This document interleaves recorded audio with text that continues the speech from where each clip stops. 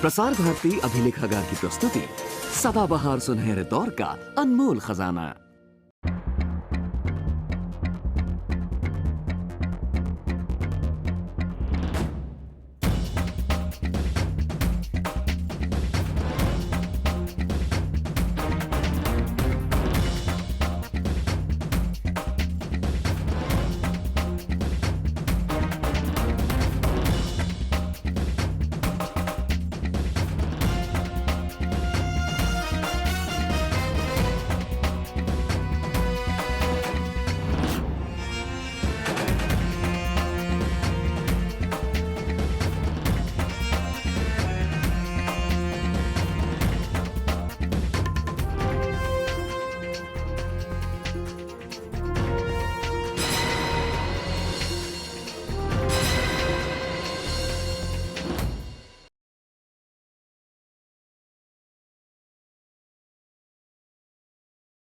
क्या हो गया बच्चे को? डॉक्टर डॉक्टर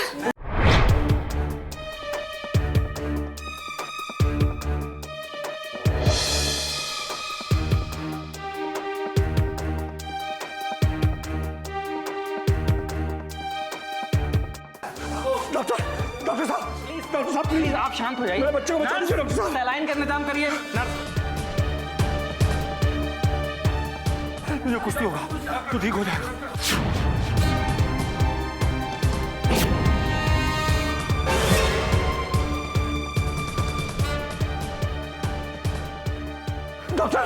डॉक्टर साहब मेरा बच्चा मर रहा है डॉक्टर साहब।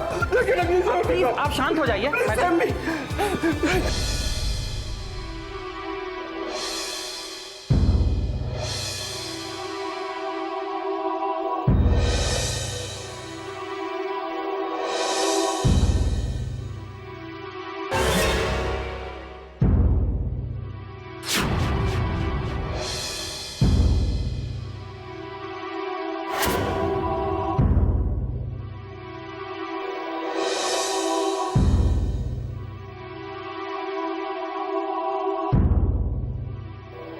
क्या हुआ डॉक्टर साहब? डॉक्टर साहब क्या हुआ? मेरा बच्चा बोलता क्यों नहीं डॉक्टर साहब? बोलिए डॉक्टर साहब क्या हुआ मेरे बच्चे को?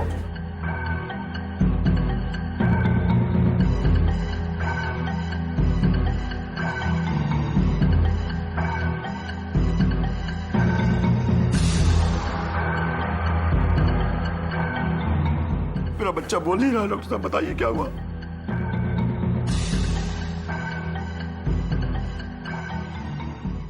He's no more. नहीं डॉक्टर साहब ऐसा मत कहिए डॉक्टर साहब। नहीं डॉक्टर क्या तो झूठ है ये डॉक्टर साहब। मेरे बच्चे को कुछ नहीं हो सकता डॉक्टर साहब। मेरा एक ही सहारा था डॉक्टर साहब ये। डॉक्टर साहब मेरा बच्चा।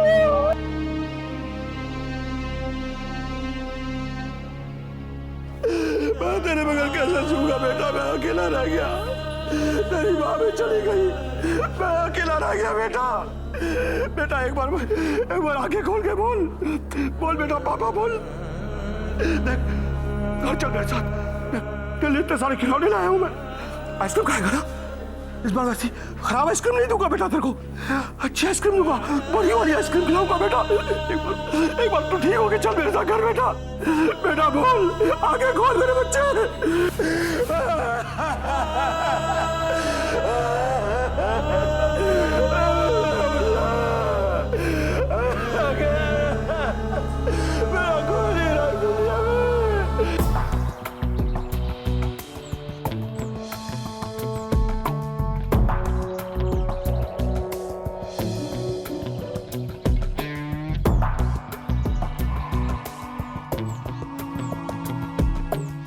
सर एक मिनट आपसे कुछ बात करनी सर।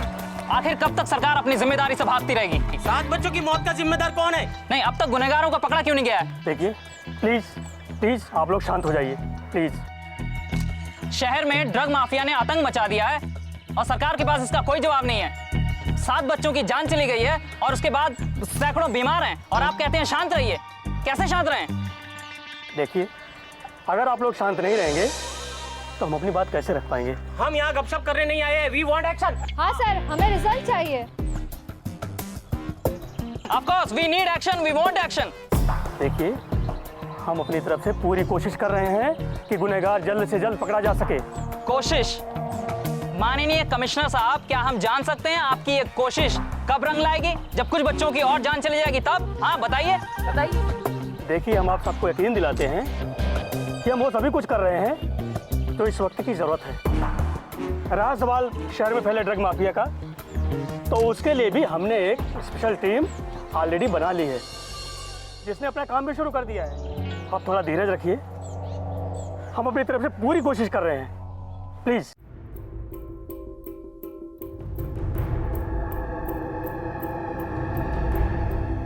सर, इसका नाम इलियास बेग है। 80 और 90 के दशक में मुंबई के बिल्डर से हफ्ता वसूली करता था। बाद में राघव गैंग में शामिल हो गया। इसके बाद कई टेररिस्ट गैंग का ये मैनेजर रह चुका है।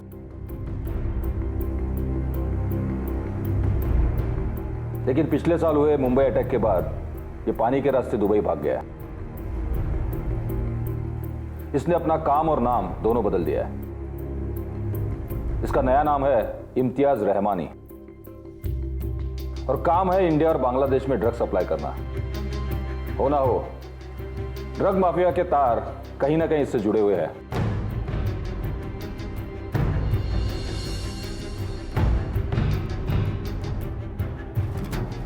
ये उस्मान अफजल है। मुंबई के रेव पार्टीज में ड्रग सप्लाई करना इसका धंधा है। शहर की कोई भी बड़ी ड्रग डील यही फिक्स करता है। हमारी टीम इसे फॉलो कर रही है। बहुत ही जल्द पकड़ा जाएगा।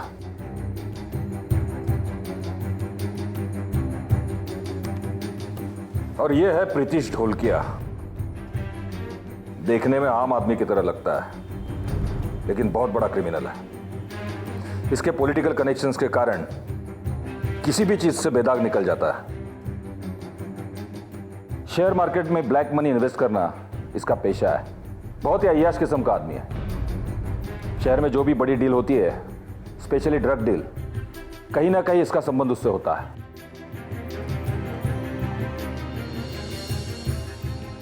ये ऐसे मगरमच्छ हैं सर, जो करोड़ों रुपए कैसे हड़प कर जाते हैं किसी को कानो कान खबर नहीं होती। ये कोई मामूली ड्रग माफिया नहीं है सर। कई महीनों के प्लानिंग के बाद हमने ये कदम उठाए हैं। इनके बारे में हमें फ्री हैंड दीजिए। वैसे तो सर हम बगैर एफआईआर के किसी को भी उठा सकते हैं, लेकिन इस केस में हमारी सिर्फ इतनी मांग है कि हमारी पूछताछ में किसी की रोक टोक या दखलंदाजी ना हो। तुम होश में तो हो? तुम्हें कुछ पता भी है कि तुम क्या कह रहे हो? इसके क्या कॉन्सिक्वेंसेस हो सकते हैं? सर मैं पूरे होशो हवास में बात कर रहा हूं, लेकिन इस बार उन्होंने बच्चों पर हमला करके बहुत बड़ी गलती की है। क्या गारंटी है कि आप कामयाब होंगे?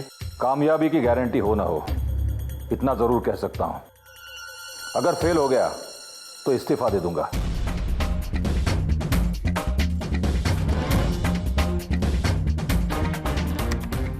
फिलहाल आप मुझे इजाजत दीजिए। Ankush, you do it.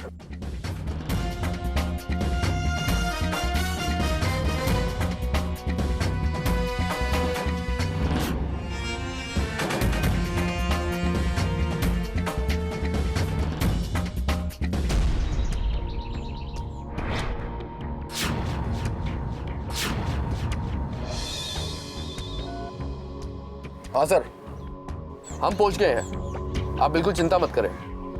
Okay sir. क्या बोल रहे थे? ये कि सेंसिटिव एरिया है, उसे चुपचाप पकड़ लेना। चुपचाप पकड़ लेना? तुमने उन्हें बताया नहीं कि? आप तो जानते हैं कि अंकुश सर पर कितना प्रेशर है।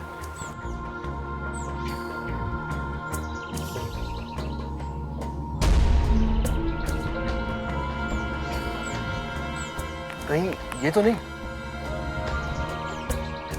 यही है।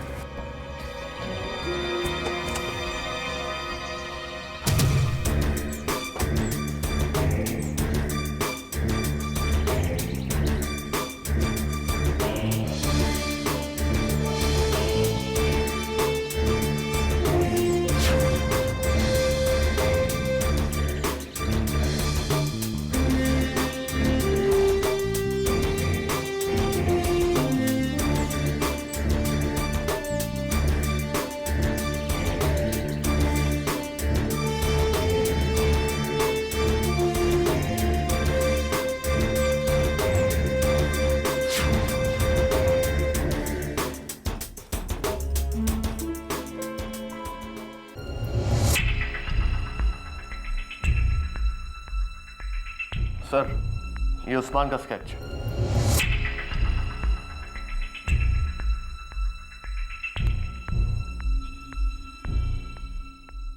उस्मान,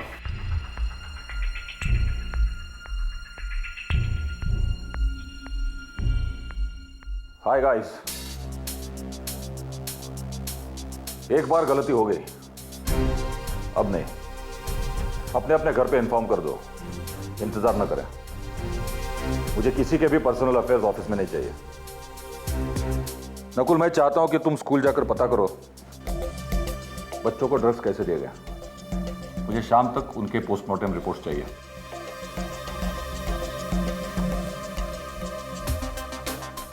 और हाँ अबे, उस्मान को पकड़ने का जिम्मा मैं तुम पर सौंपता हूं। मुझे किसी भी कीमत पर उस्मान चाहिए।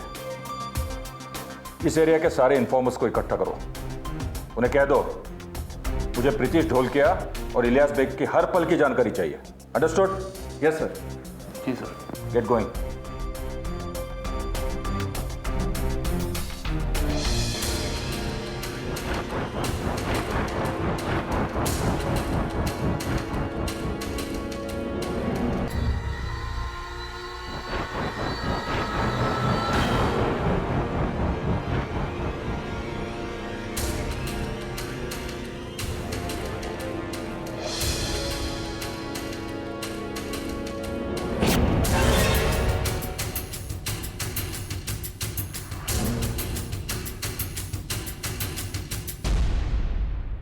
डॉक्टर साहब, आपको क्या लगता है? देखिए, पहली नज़र में तो हमें ये लगा कि आम ड्रग ओवरडोज का केस है, लेकिन जब एक के बाद एक कई बच्चे हमारे अस्पताल में आए तो हमें लगा कि किसी ने इनके मिड डे मील में कुछ ड्रग्स मिला दिए होंगे। ओह। जी हाँ। फिर जिन 7 बच्चों की मौत हुई, उन बच्चों की पोस्टमार्टम रिपोर्ट से हमें पता चलता है, it is very surprising doctor, कि उन बच्चों की मौत ड्रग की ओवरडोज से नहीं हुई, तो फिर? बल्कि उन बच्चों की मौत ड्रग्स के ना मिलने से हुई है। ओह गॉड। जी हाँ, ये सारे के सारे बच्चे ड्रग एडिक्ट्स थे, और वो भी काफ़ी समय से। और आज जब इन्हें ये ड्रग्स नहीं मिले तो इनमें से ज़्यादातर की मौत हो गई। गॉड, लेकिन डॉक्टर साहब ऐसा कैसे हो सकता है? देखिए, ये हो सकता है, दिस इज पॉसिबल। इन बच्चों के खाने में धीरे धीरे करके अगर ड्रग्स दिए जाएं तो एक समय बाद ये बच्चे ड्रग के एडिक्ट हो जाएंगे, इनको आदत पड़ जाएगी, और धीरे धीरे चाहें तो ड्रग की डोज बढ़ाई भी जा सकती है। तो आप ये कहना चाहते हैं कि ये किसी सोची समझी रणनीति का एक हिस्सा? जी हाँ, बिल्कुल। लेकिन डॉक्टर साहब, it's very surprising. How is it possible कि बच्चे ड्रग्स लेने के आदी हों और उनके बर्ताव में, उनकी नेचर में कोई फर्क ना है? देखिए, अगर ऐसा होता तो उनके पेरेंट्स को, माता पिता को तो जरूर पता चलता ना। देखिए, आपका कहना बिल्कुल सही है, लेकिन ये हो सकता है। देखिए, सारे बच्चे जो हैं, इनके पेरेंट्स वर्किंग क्लास के हैं, उनके पास इतना समय नहीं रहता कि वो अपने बच्चों की एक्टिविटी मॉनिटर कर सके। You are right. लेकिन मैं आपकी एक मदद कर सकता हूँ। क्या? अभी पिछले महीने हमारे अस्पताल में एक बच्चा आया था जिसके पेट दर्द की शिकायत थी। तो वो अपने पिता के साथ आया था, और हमारे जूनियर डॉक्टर्स ने उसको मामूली पेट दर्द की दवा देके घर भेज दिया था। ओह। आप चाहें तो मैं उसके पिता का एड्रेस आपको दे सकता हूँ। जरूर, please. Nurse, please bring the last month register. Thank you. भाई, वो बदनसीब बाबू साहब, इन दिनों नौकरी भी नहीं है साहब मेरे पास, लेकिन मैंने अपने बच्चे के लिए उसे कोई कमी महसूस नहीं होने दी। उसकी मां भी गुजर गई साहब, और अब वो भी।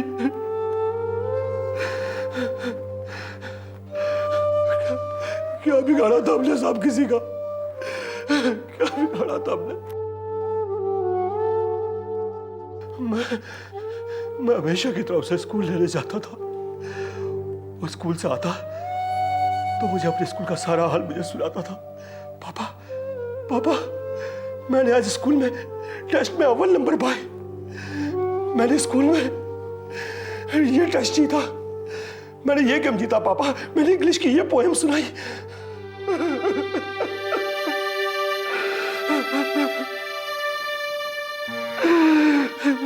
मैं अपनी जिंदगी का क्या करूं साहब?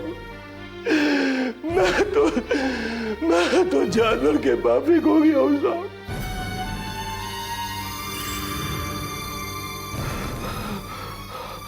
लेकिन साहब उन्हें छोड़िएगा नहीं साहब, उन्हें छोड़िएगा नहीं, उन्हें कड़ी सजा दीजिएगा साहब। उनको पाताल से भी ढूंढ निकालिएगा साहब, पाताल से भी ढूंढ निकालिएगा। उन्होंने मेरे बुढ़ापे का सारा छीन लिया साहब।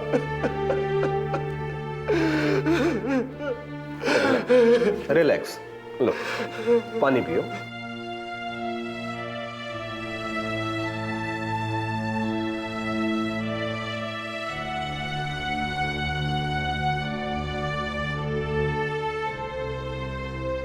देखिए, अब शांत हो जाइए। एक बात बताइए, आपके बेटे को कोई फिजूल की चीजें खाने का शौक था? आइसक्रीम खाने का शौक था उसे साहब। जब भी मैं उसे स्कूल से लेने जाता था तो वो स्कूल के बाहर खड़े आइसक्रीम वाले से आइसक्रीम खाया करता था साहब।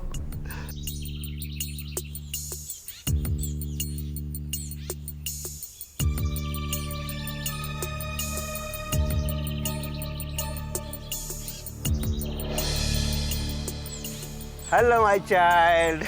मेरा बच्चा, आज क्या पढ़ा स्कूल में? पोयम। वेरी गुड, घर में सुनूंगा आपकी हैं पोयम। चलें घर? आओ चलो। अरे बेटा, रोज रोज आइसक्रीम, कल तो खिलाया था, परसों भी खिलाया था, अभी चलो खाएंगे। अच्छा ठीक, चलो लो भाई, इसको आइसक्रीम दो एक।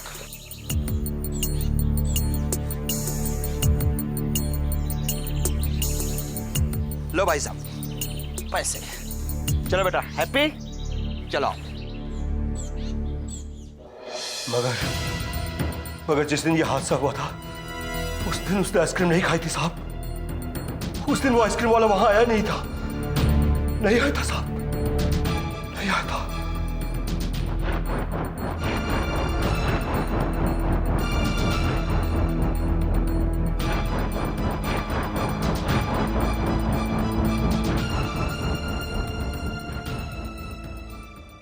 अन्ना, अन्ना कहाँ है? क्या हुआ तेरे को?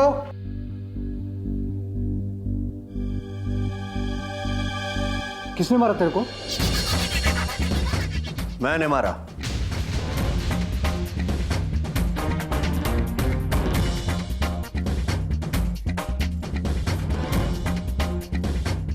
अंदर नहीं आने दे रहा था, इसीलिए तोड़ना पड़ा।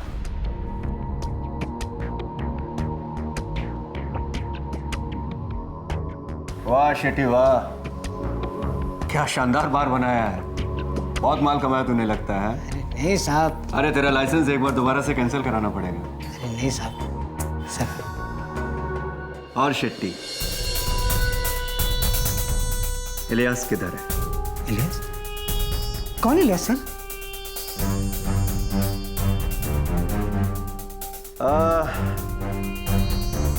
इलियास बेग।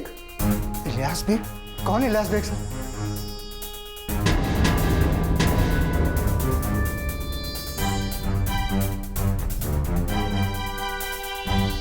इलियास बेग किधर है शेट्टी? दुबई में।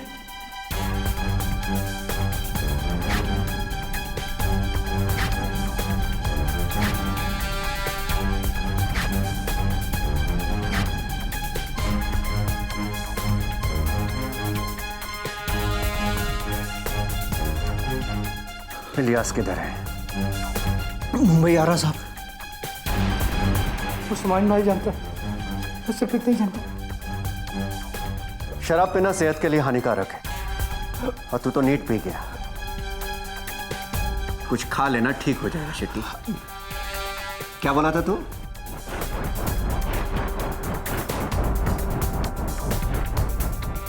उस्मान,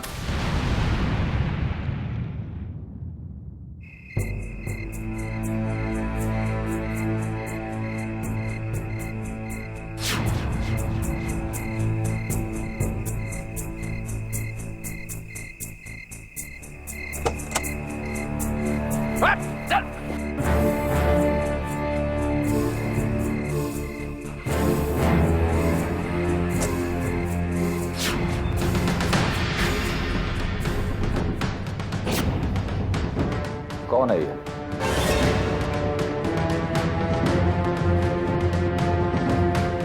सर, ये उस्मान है।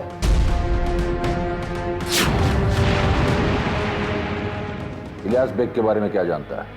मैं कुछ नहीं जानता साहब, मैं कुछ नहीं जानता। बोल। इसे दूसरी लैंग्वेज में समझाना पड़ेगा। ले जाओ इसे, और तब तक इसका इलाज करो जब तक इसकी याददाश्त वापस ना आ जाए। Okay sir. चल।